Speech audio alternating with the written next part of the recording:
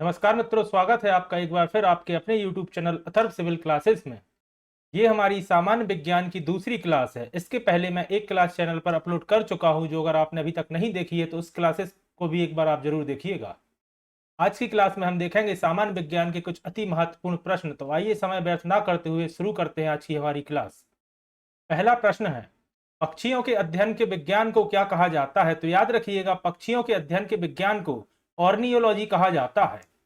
अगला प्रश्न है, प्रकाश वर्ष क्या मापने की इकाई है? तो याद रखिएगा, प्रकाश वर्ष दूरी मापने की इकाई है और अधिकतर प्रकाश वर्ष को खगोलीय दूरी मापने के लिए प्रयोग किया जाता है। अगला प्रश्न है, सामान्य व्यक्ति के शरीर में खून की औसत मात्रा कितनी होती है? तो याद रखिएगा, सामान्य व्यक्ति के शरीर में 5 से 6 लीटर खून की औसत मात्रा होती है। अगला प्रश्न है, ट्रांजिस्टर के आविष्कारक कौन थे? तो याद रखिएगा, बारहीन, साकले एवं ब्राउन ने ट्रांजिस्टर का आविष्कार किया था। अगला प्रश्न है, अनीमोमीटर यंत्र से किस चीज का माप किया जाता है? तो दोस्तों, अनीमोमीटर से हवा की दिशा एवं वेग का माप किया जाता है। अगला प्रश्न है, विटामिन सी में कौन सा अम्ल उपस्थित रहता है? तो याद रखिएगा, विटामिन सी में एस्कॉर्बिक अम्ल उपस्थित रहता है। और इसके अलावा याद रखिएगा, विटामिन सी का रासायनिक नाम भी एस्कॉर्बिक अम्ल ही होता है।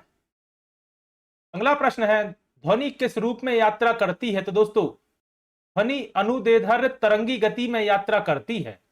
अगला प्रश्न है, भारी जल या हैवी वाटर शब्द किसका सूचक है? तो दोस्तों, ड्यूटीरियम ऑक्साइड या डीओ का सूचक होता है हैवी वाटर या भारी जल।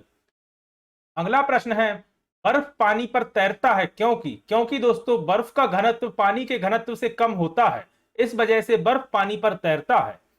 अगला प्रश्न है, चमगादड़ जिस सिद्धांत द्वारा संचालन करते हैं उसमें किसका गुणधर्म होता है? तो दोस्तों, उसमें पराध्वनि का गुणधर्म होता है।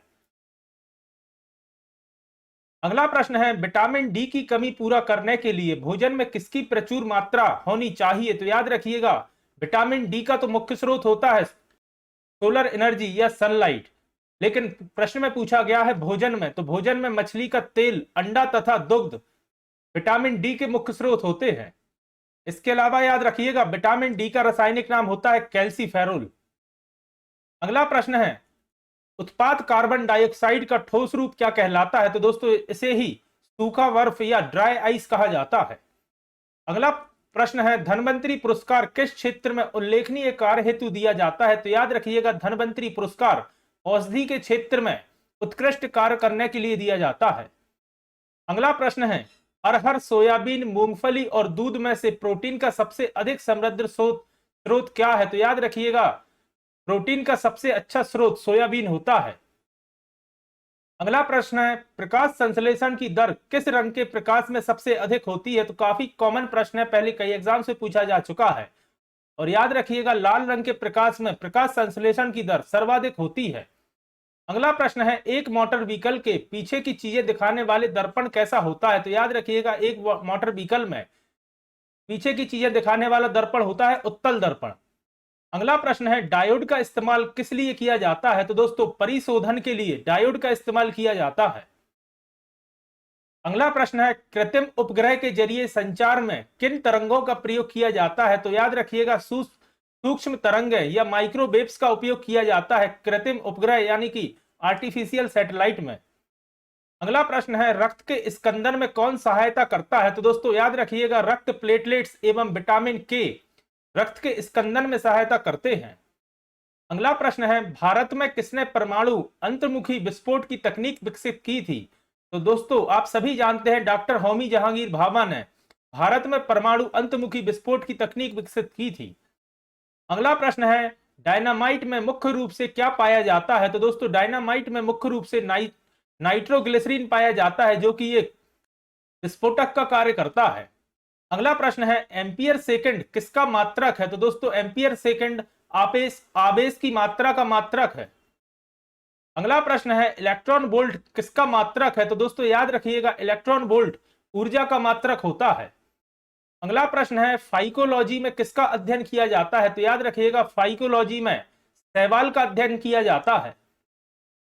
अगला प्रश्न है, मोतियाबिंद की बीमारी किस कारण से होती है? तो दोस्तों, आंख के लेंस की अपारदर्शिता के कारण मोतियाबिंद की बीमारी होती है।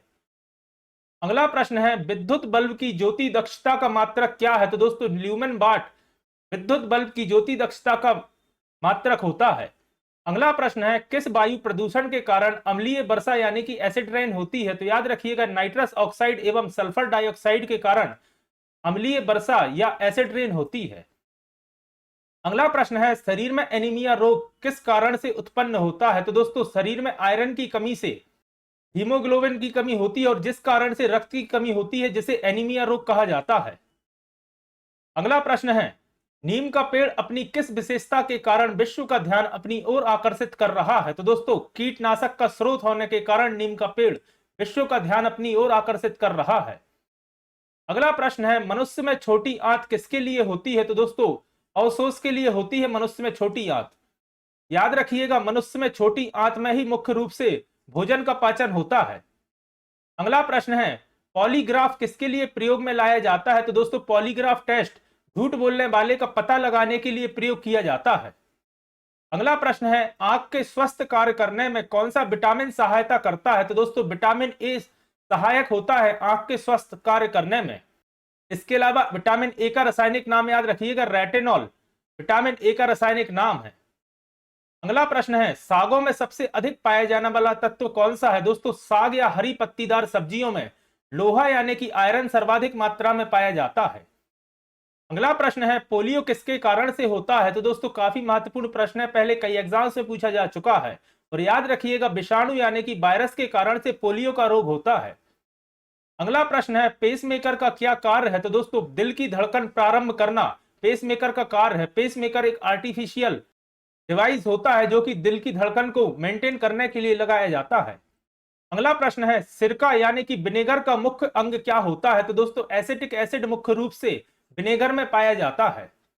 अगला प्रश्न है, गोबर गैस में मुख्यतः कौन सी गैस होती है? तो दोस्तों आप सभी जानते हैं मीथेन गैस मुख्य रूप से गैस पाई जाती है गोबर गैस में।